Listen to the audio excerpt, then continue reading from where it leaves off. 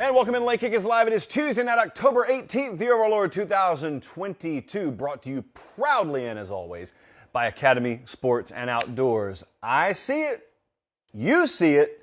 Does the JP poll see it? We got a brand new JP poll tonight. We are jam-packed, high atop a suddenly frosty downtown Nashville, Tennessee. Hey, what's going on with Alabama? I don't mean losing the game. We predicted them to lose the game. What is going on with Alabama? That's what they're asking from Mobile to Muscle Shoals today and everywhere in between. I got some thoughts for you. I'll present them momentarily. It is Tuesday night, so we've got our full Week 8 previews and predictions to get to. Big games. That 3:30 Eastern window this Saturday is jam-packed. We're going to be at UCLA, Oregon. That's a 3:30 Eastern time, 12:30 local kickoff. There are tons of big games, so we're going to break them all down. As I said, brand new JP poll tonight. We got several added best bets. We finally got some line movement to go our way. Thought it was going to happen yesterday. It finally happened today. So check it out at the end of the show. Zionsville, Indiana is watching tonight. Chattanooga, Tennessee. Cedar Rapids, Iowa. Winter Park, Florida. And just moments ago, Director Colin and I were talking. I don't know where Jesse was. Probably eating his sneaky tzatziki's that he ordered a little while ago. And Director Colin and I have come to a mathematical conclusion. We can get to 150,000 subs by 2023. And so there's the challenge.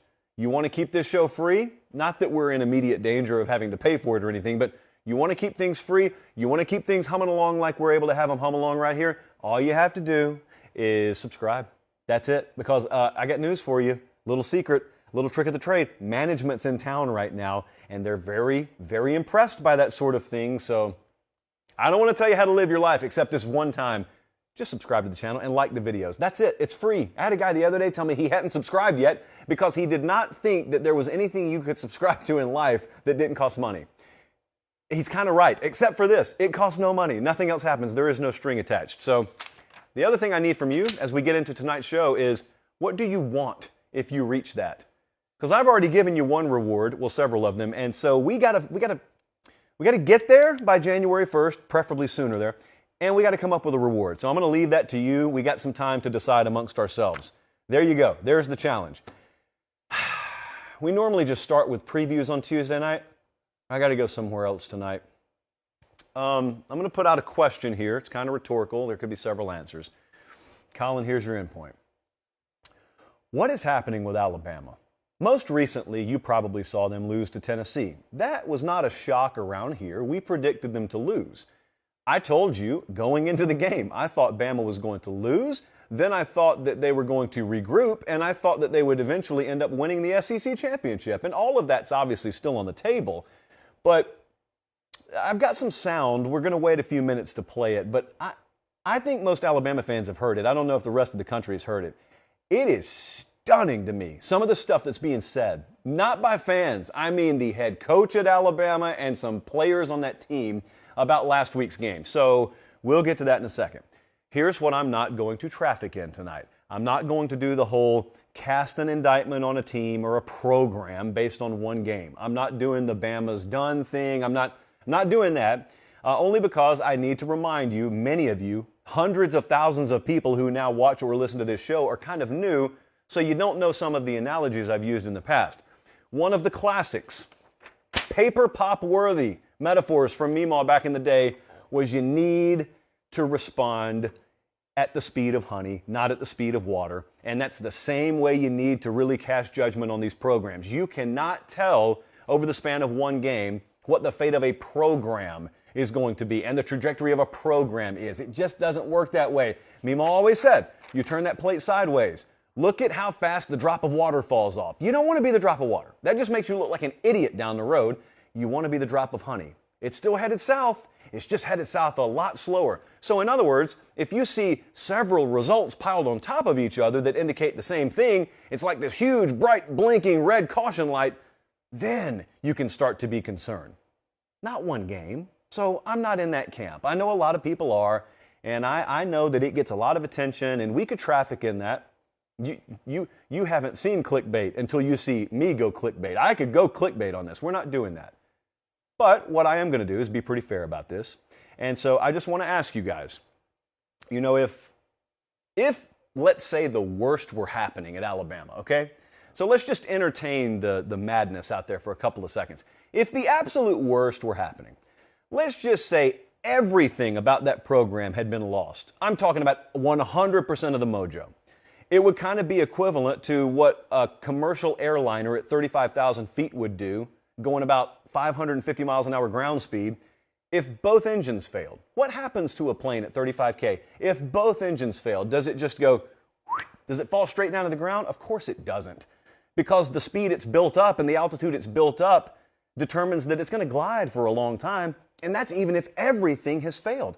The program at Bama, and some of these major programs, if this were happening to Ryan Day, if this were happening to Dabo, even if everything went wrong, guys, it would take a while for them to come crashing back to earth, because that's the value and the equity you've built to get to that point. So imagine if only 20% of the program is faulty, how hard it is to spot the difference week to week, game to game. So anyone who's watching Tennessee run all over Bama, ugly though it may have been, and thinking to themselves, that's it, go ahead, get the gravestone ready. We're not doing that, okay? I think anyone who's ever trafficked in that, as long as Nick Saban's there, has learned their lesson. Please don't do that again. But they played a way against Tennessee the other night. That's not the way they have to play. They tried a way. It's failed spectacularly. They tried a way. I think it's reasonable for us to look at Alabama and suspect there'll probably be some adjustments made. There may even be some personnel changes made. I'm not even so much interested in that tonight. You're looking at their schedule right now. They play Mississippi State this Saturday. They're going to drag Mississippi State. We'll predict the game Thursday. They will drag Mississippi State Saturday. Then they're going to go to LSU in 2 weeks, or 3 weeks, I guess. And then they'll go to Ole Miss, another back-to-back road stretch there. Or I guess this is the first one for them. And then they'll have Austin Peay and Auburn. Look, we can talk about the individual games. We can talk about who should be starting and who shouldn't. We could talk about who played up to and not up to the standard. We could do all that. Frankly, we did it the other night. And double frankly, I think Tim Watts has got a healthy dose of it over on his BamaOnline.com message board right now. So if you want to dive into that murky, murky crimson water, there's plenty of it to go around. I've delved into some of it myself over there. So I've got thoughts just like everyone else. That's not even what I want to talk to you about tonight. Because truthfully, I think they've got smart enough people in the building to get that sort of thing fixed, or at least fixed to the degree that they need to fix it to win the SEC, to win a national championship, because make no mistake, even as ugly as Saturday was, this team can still win the national championship. That's not what caught my ear. It wasn't Saturday. We were on the field Saturday. That was jarring, but that's not what's resonating with me.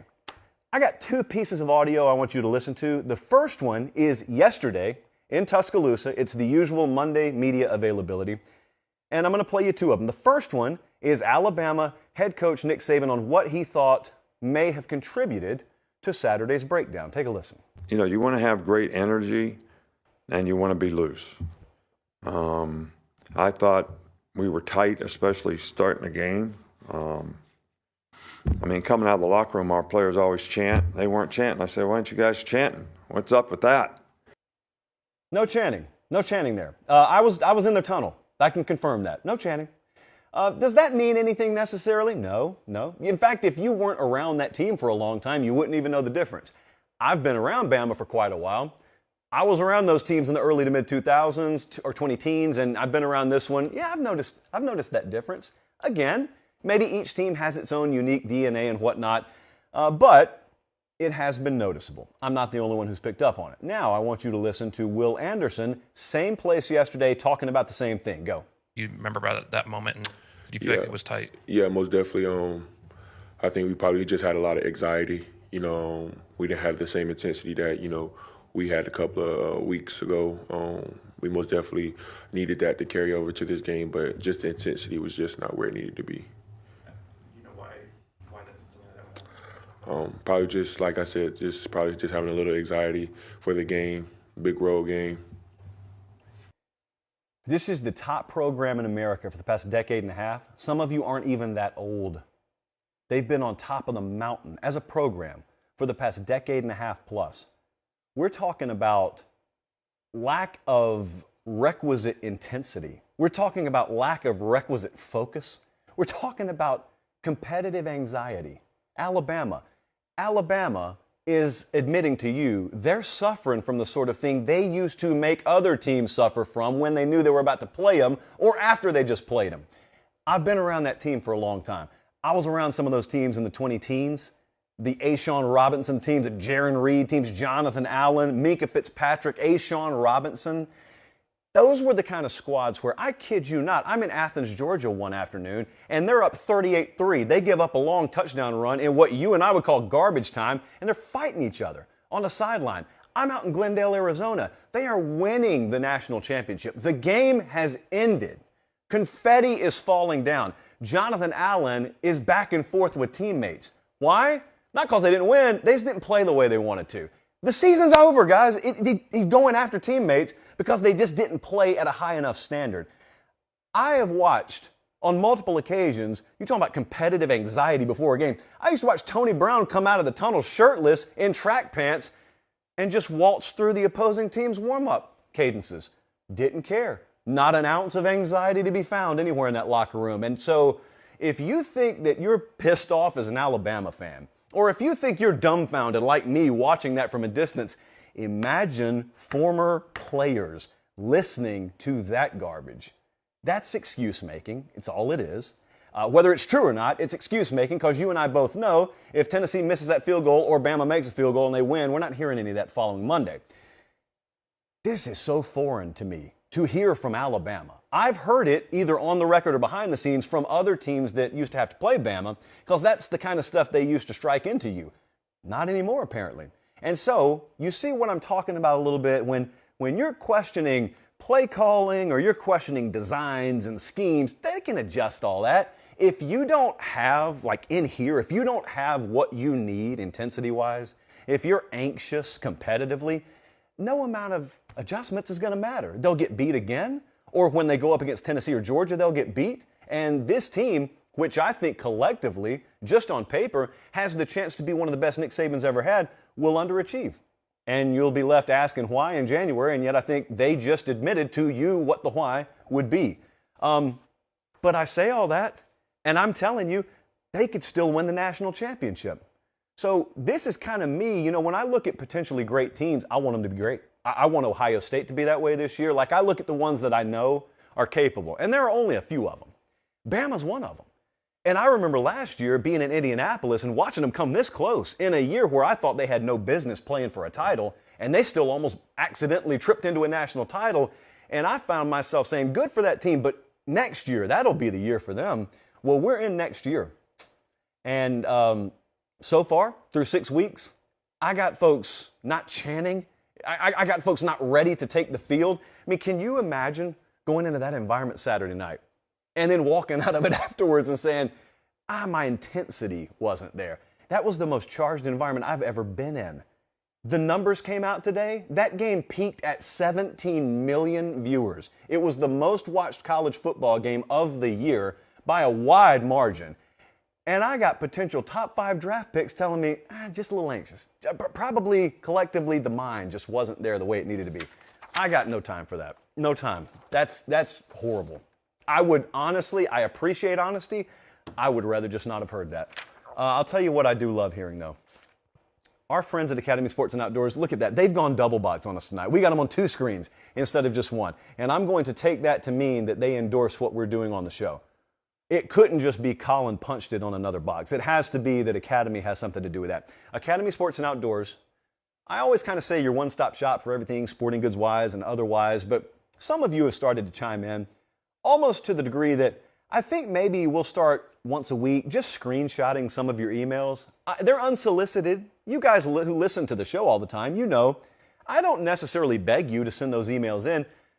But that brand, Academy Sports and Outdoors, is so kind of interwoven into the fabric of this show that you have taken ownership. You almost take it as your duty to go and peruse the selection either there or at academy.com. You send me your emails. You let me know what you found there that you didn't think you were going to find there. Those are my favorite. And then I promptly forward them on to the folks at Academy, and they love it too.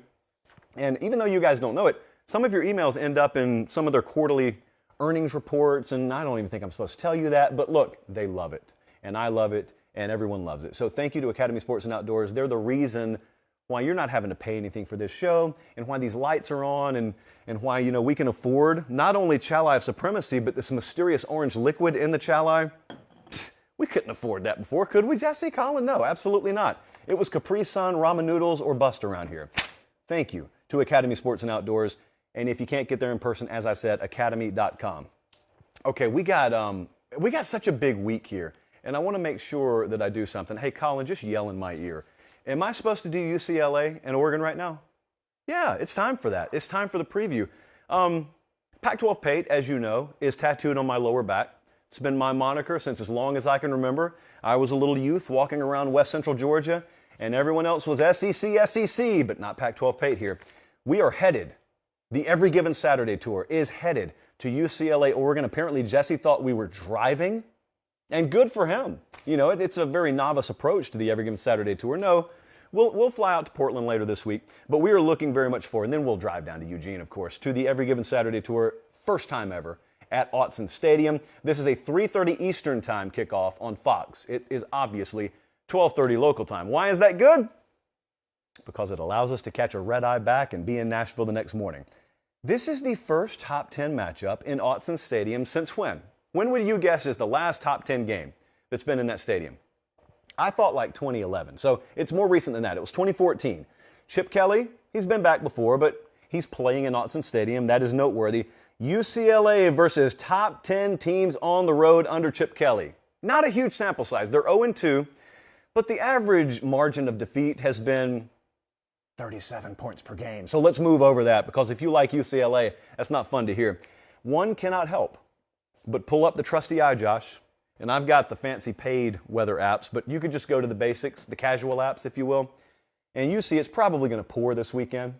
It has not rained in Eugene, Oregon for like a month, but leave it to us to book a trip up there and have the weather flip entirely. It was below freezing in Nashville last night. We're going to get a deluge? Whatever the word is, a lot of rain. We're going to get it in Eugene this weekend. And so that begs the question from a football stance, who does that favor? And the immediate answer that I think most of us would give is, well, doesn't that favor the team that's got the number one running back in the Pac-12, Zach Charbonnet? And that's, of course, UCLA. Maybe or maybe not. Because in this game last year, Mr. Charbonnet had his second worst rushing performance of his career. So, are you looking at career stats or are you looking at matchups? Because this matchup was not particularly kind in a narrow loss to Oregon last year. It was the worst. It's 35 rushing yards. That's what he had in this game last year, 56 total. And Oregon has given up about 3.65 yards per carry defensively.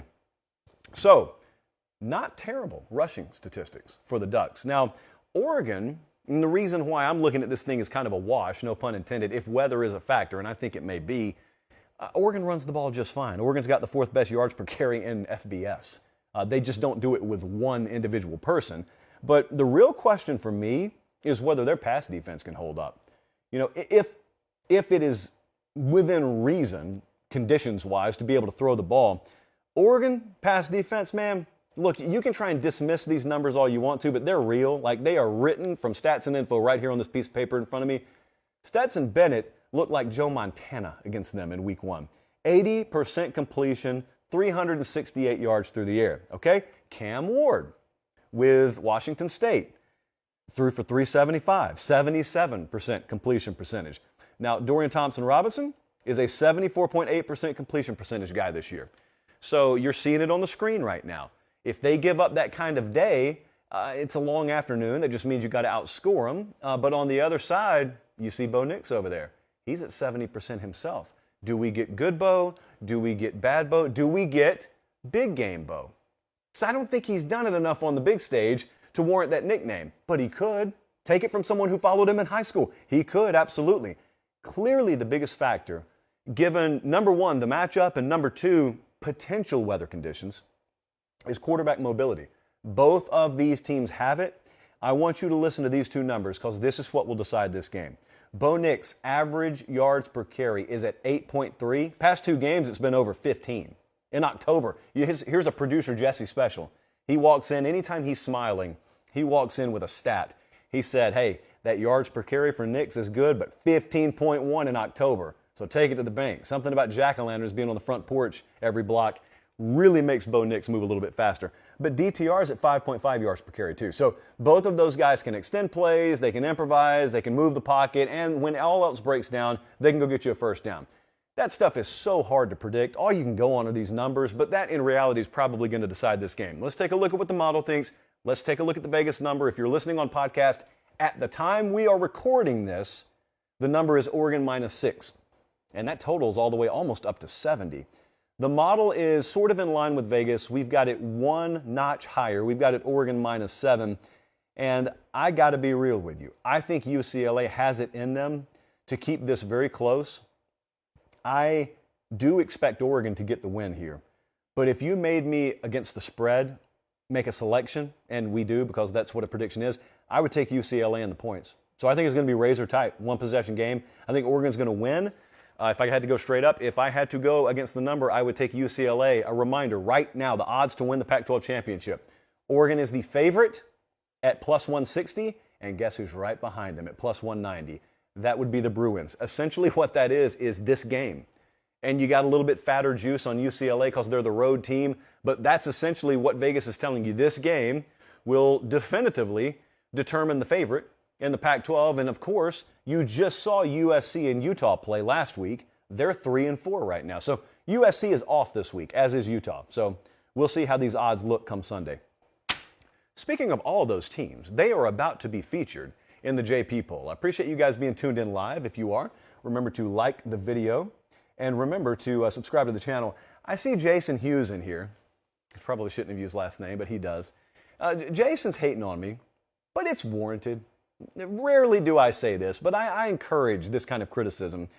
Jason's mad, as he should be, because on the Sunday show, Mr. SEC bias himself here forgot to recap the LSU-Florida game. How does this happen?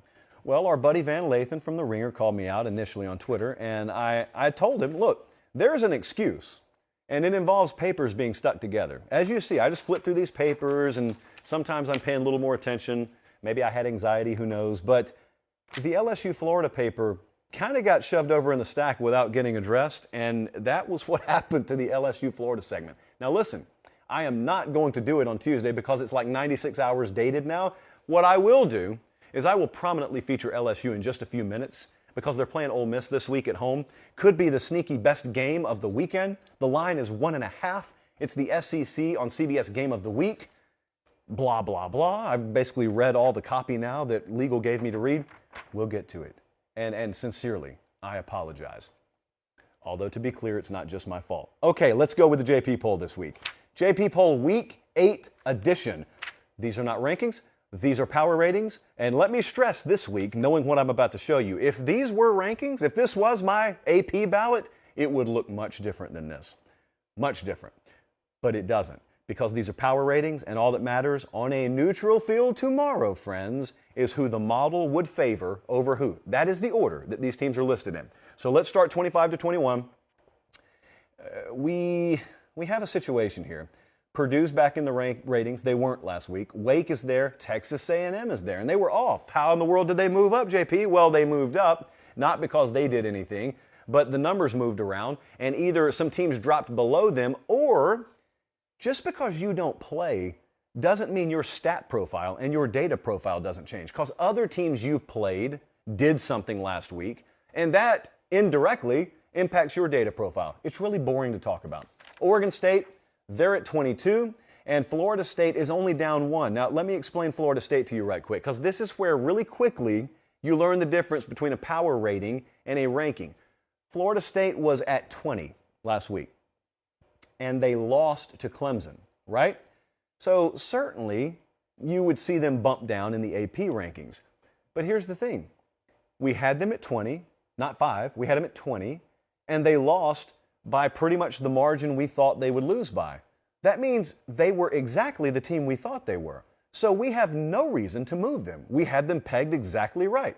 In other words, they did what the 20th best team in the country should have done at home against about the 6th or 5th best team in the country. So that's a power rating. All right, moving on. Top 20 time. LSU was not power rated last week. LSU had a really good day or night in Gainesville. You wouldn't know it if you watched this show, but they did. Arkansas is back. I don't care what you say about me. I don't care what you say about the model.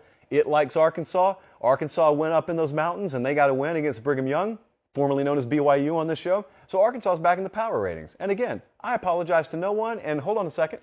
Let me listen. No, the model doesn't apologize either. Mississippi State dropped 9 spots at 18. Really, I just think Mississippi State's a good home team. The unfortunate task they draw this week is going into Tuscaloosa against an Alabama team that we just drugged for the first 9 minutes of the show. And Alabama's undefeated when we drag them the next week. I think that's just a fact. Kentucky is at 17. Penn State is at 16. What do we do with Penn State? What do we do? You can't go all vengeful. Like Jesse didn't even want them power rated. He thought we should just expel them. He thought we should put them on power rating probation, which of course is asinine, but we had to put him somewhere. So the model dropped him to 16, and I don't feel good. I don't feel overly confident. They're playing Minnesota this week, and boy, do they need a win. We're going to do that game Thursday. Boy, do they need a win. Top 15, let's take a look. It's going to get treacherous. It's going to get controversial up here. UCLA. Now look, you notice we have them and Oregon a little bit lower than the AP. Don't worry about it. Going to be a great game. 15 versus 13. Kansas State is the team that intrigues me because they're at 14. And Kansas State plays at TCU this week. And you know that that is one of our best bets of the week. I think Kansas State is winning outright Saturday against TCU. Not to put a spoiler alert on you, but I think that they are going to win outright. I don't like the spot for TCU at all. And I conversely do like the spot very much, even on the road, for Kansas State. So let's keep our eye on that. Because it's you notice we've got TCU power rated ahead of Kansas State, and they're at home, right? So if this is who would be favored against who, it makes no sense that I would pick TCU over Kansas State. That's true in a vacuum if both teams are rested. But there are situational scheduling dynamics here that end up, in this case, overriding the small point gap that we see between TCU and Kansas State. And that sounds like word salad, and it kind of is, but it kind of isn't. There are little chunks of meat inside the salad, and so that explains that. Ole Miss is at 12. Schedule gets really, really tough for him or for them starting really this week. Oklahoma State's at 11. All right, top 10 time. We got TCU at 10. I just kind of explained that to you. All right, Utah and USC at 9 and 8.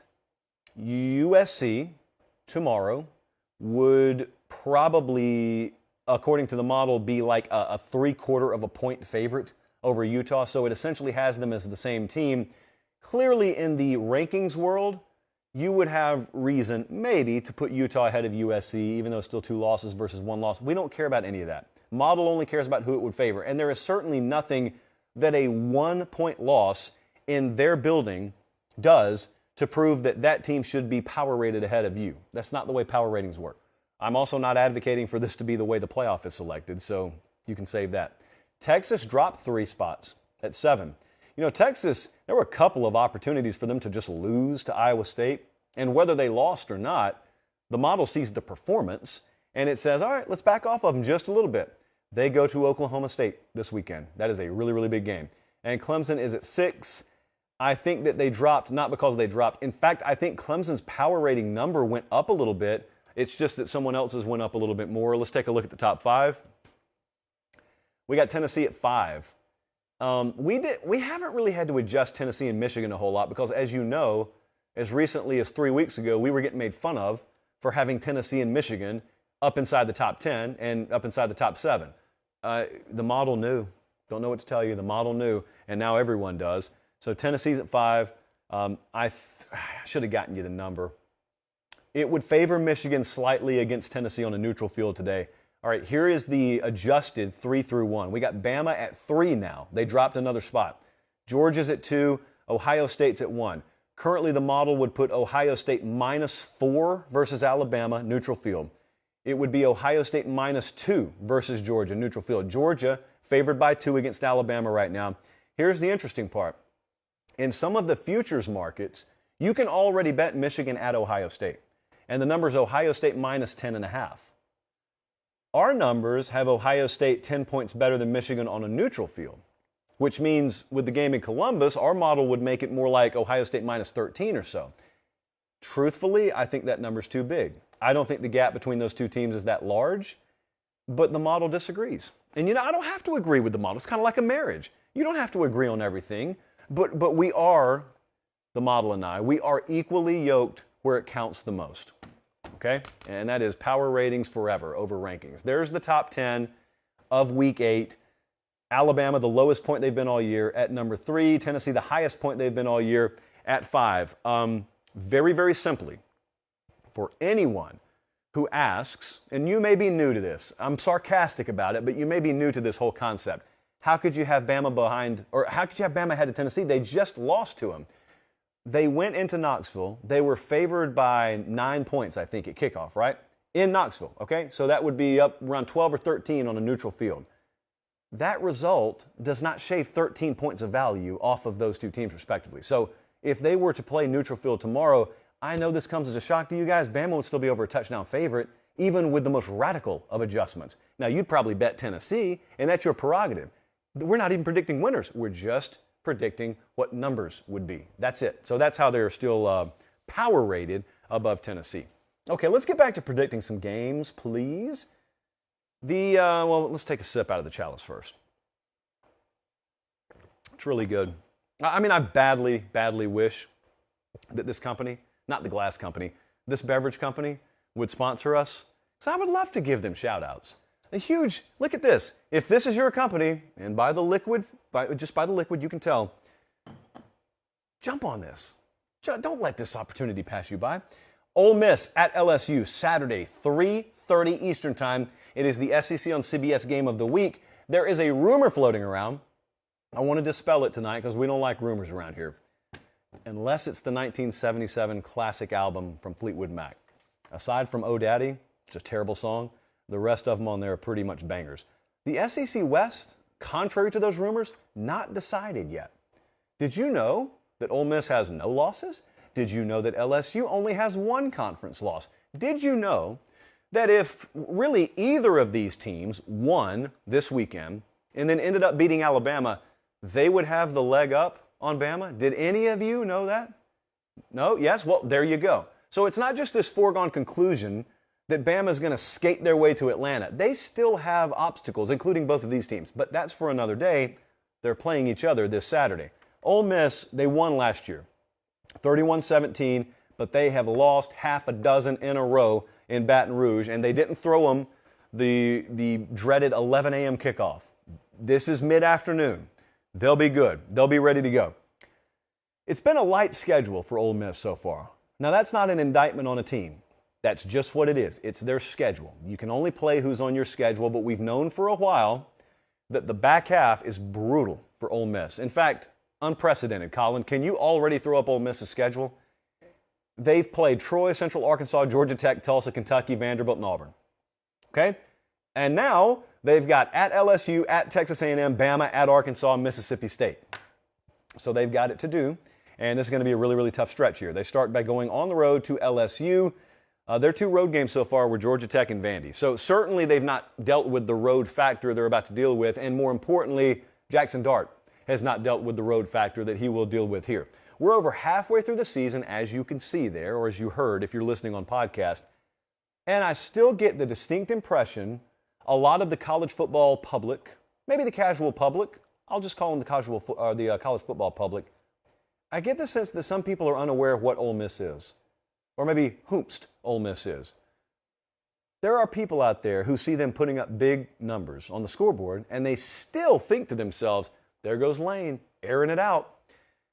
They are third in America in rushing yards per game. They are first in America in rushing touchdowns per game. They are running all over people. It is one of the most lethal rushing attacks in America. They got Judkins, they got Zach Evans there, they've got a quarterback that can run, and they run it on the perimeter. It's another very, very important aspect because sometimes when you hear, ooh, so-and-so can run the ball really well, that's okay. We're really fortified on the inside. You can have the best defensive tackle combo in the world, and Ole Miss could still run for 350 on you. They run it on the perimeter. You got to be really good at setting the edge. You got to be really good at outside linebacker. You've got to be able to tackle in the secondary. So it's a different challenge than you're used to when you talk about stopping the run. So containing, tackling, that's stuff that they're emphasizing down there all week, and especially Brian Kelly, because he just saw Florida run all over him. He saw Tennessee run all over him the week before, and that's what he's been talking about. We don't tackle well enough. Well, that could be a big problem with the team coming to town this weekend. Ole Miss has gotten off to fast starts, too. Now, I don't need to tell LSU folks how critical this is because 2 weeks ago, last time they were at home, they saw what happened when they got behind a high-octane offense in Tennessee. That was a tempo-based passing attack, but you notice what Tennessee did that day? They didn't throw the ball all over the place. They ran the ball all over LSU. And maybe stylistically different, but philosophically it was the exact same thing that Lane Kiffin and Ole Miss will try and do. And also, when you run a tempo-based offense, it really makes the crowd have a lot harder time getting involved. Because when you're snapping the ball every 10 or 12 seconds, you're not getting deep in play clocks. You're not making a ton of adjustments at the line of scrimmage. They just don't have time to kind of, as a crowd, sink their teeth into you and get you to jump or get you to call timeout. It's just not the way it works. So tempo and running plus costly mistakes, that was the combination for Tennessee to jump all over them early. You got to avoid that. Ole Miss is one of, what was it, Jesse? One of only 4 teams or something like that in the country that has grabbed the lead in every game they've played so far this year. So that's all well and good if Ole Miss does that. But here's the LSU side of things. Jaden Daniels had a really good day through the air the other day. You're going to play a better defensive team here. But here's what I just, out of curiosity, love to see. I'd love to see what Ole Miss looks like on the road trailing. I want to see what it's like when they have to play in trail technique, which is a cornerback term, but I use it as a team term. Do they have that in them? If they have to throw the ball, if they have to lean on the passing game a little bit more on the road against, even depleted though they may have been in the summer, still one of the better sets of defensive backs that they'll see this year. I would love to see how they respond to that challenge. Now, we don't know if it's going to present itself Saturday, but I'd love to see it. The line right now is LSU -1.5. That opened on the other side of 0. Ole Miss opened as the favorite. It has crossed 0, and LSU currently is favored by 1.5. The model agrees. We always love when the Vegas number comes to us because the model also has LSU -1.5. I think, I'm kind of really going to have to go on a hunch here. There's a chance that Ole Miss may not be exactly the caliber of team you think they are, but the schedule just hasn't had the chance to expose that yet. There's that chance. There's also a chance they're every bit as legit as they look. I do love that LSU already has a loss as it relates to this game because I love that they have no wiggle room. They got 2 losses overall. They got 1 loss in conference. And I love that they get them at home. And I love that you could have baked into this a little bit of inflation with Ole Miss. I think it's LSU's game. I think they're going to win it. I think LSU is going to cover the 1.5. I don't know how you would predict otherwise. And the odds to win the SEC right now, you got a 1 through 4 of Georgia, Bama, Tennessee, Ole Miss, and then there's this huge drop-off. And then it's LSU at plus 3,000, and then it's an even bigger drop-off to Mississippi State. So we'll see how that adjusts. I think LSU is going to win. I think they're going to cover. I think it's a really close game, really, really competitive game. Could very well end up being the most entertaining game of Saturday. Next up, we hop on the regional jet. Not the full body. We're going to get in the regional jet, and we're going to go from Baton Rouge to Stillwater. Probably no direct flights to be found there. The Big 12 is going to deliver yet again this Saturday. And it's Kansas State TCU, but we've also got Texas at Oklahoma State. Don't be fooled by Texas last week. I am begging you. I know someone out there is going to fall for it. Someone out there is going to go watch, like I did last night. You're going to watch the replay of Iowa State pushing them right to the brink, and you're going to say, hold up. Texas is favored by nearly a touchdown on the road, and they almost got beat at home against, checks notes, Iowa State last week? Give me all those points. We predicted it. We expected it. And I'm someone who's had Texas inside the top 6 over the last couple of weeks. So I think higher of them than the AP does, or pretty much anyone else. We expected them to nearly get beat last week. It's just if you look at the schedule and you've ever watched this sport for a length of time, when they did what they did to Oklahoma, and they knew they had Oklahoma State on deck, and you got a 3-loss Iowa State team coming in there, that is sleepy. That student section wasn't close to filled at kickoff, and we were going to get exactly what we got. a close call. So we predicted on the show, close Texas win, and they got the close win. Could very well have lost that game a couple of different times. Doesn't matter. All the history books will remember is that they won. Now, the question is not what they did against Iowa State and whether it's going to carry over. Here's your question. You got to decide this for yourself. I have a good idea where I stand, but you have to decide this for yourself. Is this the new Texas or is this the same Texas? If it's the new Texas, then last week doesn't matter and you will see their best performance Saturday. If it's the same Texas, I've got a whole mountain of stats that Jesse gave me that would indicate they're in big trouble Saturday. Because the old Texas, the same Texas, they haven't handled these spots very well. A new Texas will render all of these stats irrelevant and moot, and they will start kind of a new trajectory for themselves. So that's what you have to ask yourself as you make your own prediction, as maybe you bet your own money on this. New Texas, same Texas. Texas is minus for a reason here. So you know where odds makers are on this. They're not always right, but you know where they are on this. You got to decide where you are. You also have to do your best to find out where Spencer Sanders is, the Oklahoma State quarterback. He played last week.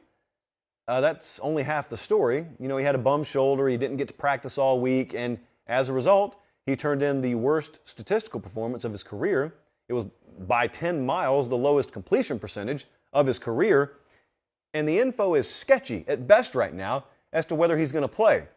Enter Oklahoma State quarterback Mike Gundy, who stopped by at his press conference to help us all out with some information on injured starting quarterback Spencer Sanders. And I quote, "Let's all do ourselves a favor and not ask about injuries this week." Thank you, Mike. I sit here and defend him at all ends, and that's what he gives us. Let's do all of ourselves a favor. That did not do me any favors. I don't know how you feel. I feel very favorless right now. So I'm going to just blindly assume that we're going to get some version of Spencer Sanders this week. Can Oklahoma State do what Texas Tech did to Texas? Now, I know you got a different starting quarterback here. But let's just, for broad strokes purposes, remember the last time we saw Texas in a true road environment. They were in Lubbock, and they lost in overtime. What offensively did Texas Tech do that day? Well, they ran 100 plays. Remember that. They went 38 of 56 for 331 yards through the air, and they finished with +2 turnovers. I would consider that a starting point for what Oklahoma State's offense needs to be able to do this weekend, because I expect more from Texas because I get Quinn Ewers in lieu of having Hudson Card. Texas's offense could roll here. You know, for all the bluster back and forth about how they struggled last week against Iowa State, well, when you don't have your full attention on an opponent and they're good defensively, that's the kind of game you get. And let me give you an example comparatively about what they faced last week and what they'll face this week. Oklahoma State defensively is giving up about 28 points per game.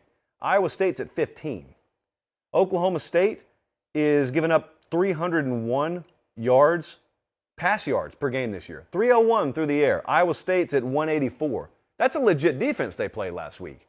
This week, not nearly to that degree. And so here's where I think it could turn, because there's some edges there for Texas statistically. Historically, you got some edges for Oklahoma State. They're also at home off a loss. So you got all that going for you.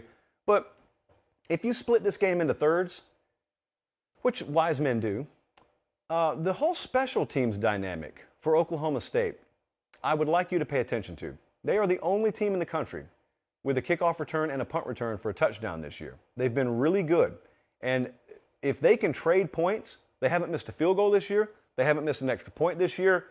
That hidden yardage battle, that could lean. That could tilt heavily towards Oklahoma State. And if you got a close game here, obviously, that could be the difference. Let's take a look at the model. Let's take a look at Vegas. And let's decide for ourselves where we're going, because we, as much as I praised the model earlier, are about to hardcore disagree with the model. Caesars line, Vegas line right now, Texas -6. The model is drunk on Oklahoma State. They've got Texas -2. They, the computer, all the keys on the computer. They have Texas -2. This is the model yelling at us. Take Oklahoma State, fool, or else. And I am going to reside in the or else camp. We love Oklahoma State, okay? Hand over my heart. They have put us in more hype videos than anyone this year, including my own high school. So Oklahoma State loves us more than Harris County High School. But I cannot ignore what I think I'm seeing happen Saturday. And I really think Texas is going to play the best ball we've seen from them all year. On the road, I just think it's a newer version of Texas. And if I'm wrong, I won't be the first one to have bought into Texas and been made a fool of. But you know what? I think I'm right. I'm going to take Texas to win. They are the second odds-on favorite to win the Big 12 right now, right behind TCU. And if I'm right about Texas winning and TCU losing Saturday, we could have a new favorite there. We almost do anyway. There's very little difference between that 1 and 2. So Texas plus 180, TCU plus 170. I think Texas is going to beat Oklahoma State Saturday, and I think they are going to cover in the process, although it is certainly not a best bet. Let me clear my throat one more time because we're about to break down, a colossal tilt in the ACC. Undefeated versus undefeated. I think you know who I'm talking about. Of course, it's Syracuse versus Clemson. And why not take one more little chug of our mysterious orange liquid before we talk about these two teams clad in as much orange as any teams in America? It's really, really tangy tonight. Immunity. I would love anyone to raise their hand if they saw this coming. Syracuse undefeated against Clemson, also undefeated. This is the Saturday noon Eastern Time kickoff on ABC. Here's the thing about me and Syracuse. We haven't been on the best of terms this year. And it's my fault. It's not their fault. Remember the Ramen Noodle Express in week 1 took Louisville over Syracuse, a regrettable decision. And then we doubled down and we took Purdue against Syracuse. Turns out another regrettable decision. And even though that's my fault, I take my anger out on Syracuse. And so I really had to dig deep in my heart. In fact, I had to call production executive James into my office today, which they're using to give flu shots tomorrow, by the way. That's not a joke. They're giving therapeutic massages and flu shots in my office. Thanks, New Meredith. And so I'm just on a sabbatical tomorrow. If you need me, I won't be at the office. But I call James into the office and I say, make a case for Syracuse. He covers Syracuse now, does a very good job of it. And he said a few things that piqued my interest. But most importantly, I'm not so sure that a lot of America has watched this team yet this year. I've seen probably 3 of their games. And so they're a really good defensive team. But Clemson's played good defensive teams. Now not number 1 in the ACC. They lead in points per game, yards per game, pass yards per game, explosive plays allowed. Like defensively, they're at the top or near the top of the ACC in virtually all those statistical categories. Clemson's kind of up there in a lot of them too, though. So can the upset happen? That's what we ask in these previews. Anytime we get a double-digit point spread, if we're going to take time on the show and we're going to predict the game, the first thing we have to ask is, can the upset happen? We think the answer is yes, it can happen. So then the next thing we do is we say, okay, if it were to happen, how would it happen? I got a twofold approach, and both of these things really have to come through for Syracuse. Number 1, those defensive numbers you see on the screen and the ones I just read to you, they simply have to verify.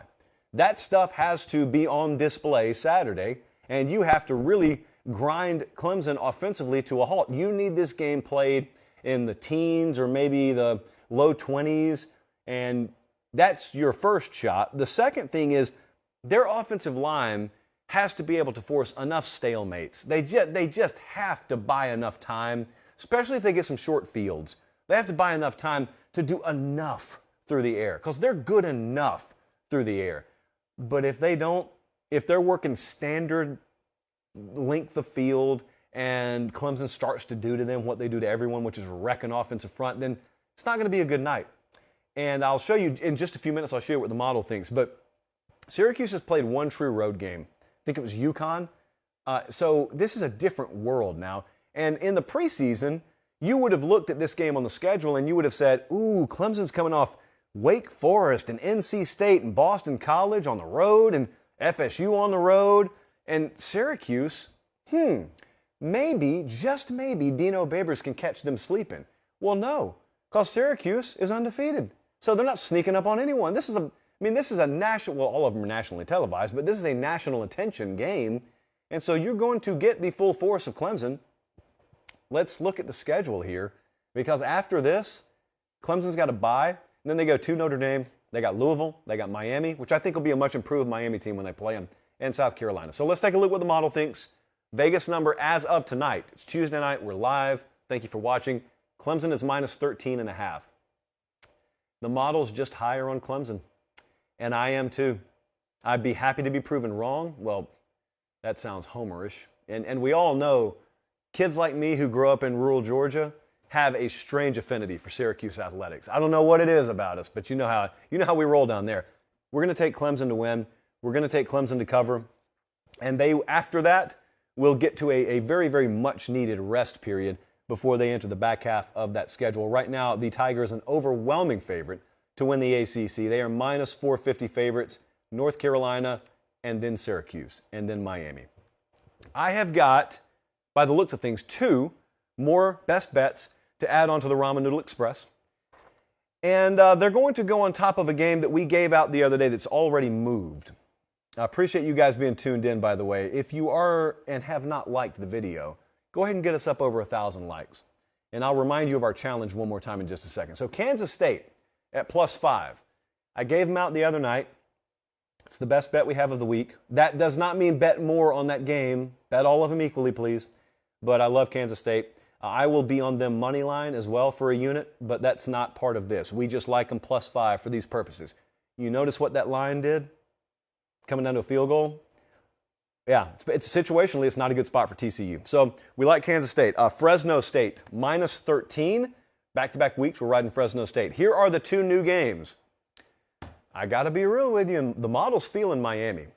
And we bet Miami last week. For those of you who didn't watch, we had them -7 on the road at Virginia Tech. They were up 17-0, and they ended up scoring 20 points. Virginia Tech had 2 fourth-quarter touchdowns, which cost us the game. I think we were on the right side. And I think, again, this week, because they didn't cover last week, this number should be double digits, and it's not. It's Miami minus 8.5. At home against Duke. We also like it -9, but there are several 8.5s out there tonight, so we're handing out 8.5. Canes minus 8.5. Just keep an eye. Josh Gaddis, Tyler Van Dyke, that offense, inch by inch, they're coming along. And we are also taking Georgia Tech -3 at home against Virginia. Why? Well, we have essentially 2 mottos on this show. One is don't lose to food, rice, and the other is bet against Virginia whenever you can. So we try and do it every week. Georgia Tech -3. It's nothing personal. We just don't think Virginia's very good at football this year. We, however, do have a challenge. And for those of you who weren't tuned in earlier, but you're here now, if you look at our channel right now, we've got about 135,000 subs. It was just a few months ago we were out in California and we hit 100K. Now, at the time, I did not have 150K on my mind. But you guys have blown the channel up to where it looks like we could get 150K before the new year.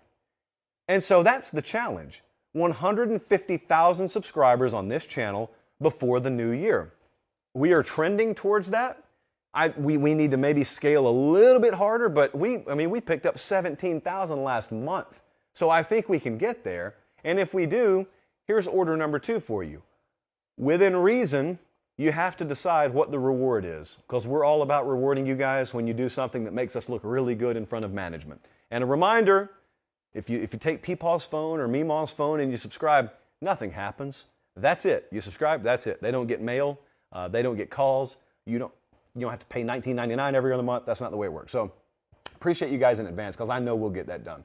For Director Colin, for Producer Jesse, I'm Josh Pate. Take care. Have a great rest of your night. We'll be back here same time Thursday. Until then, God bless.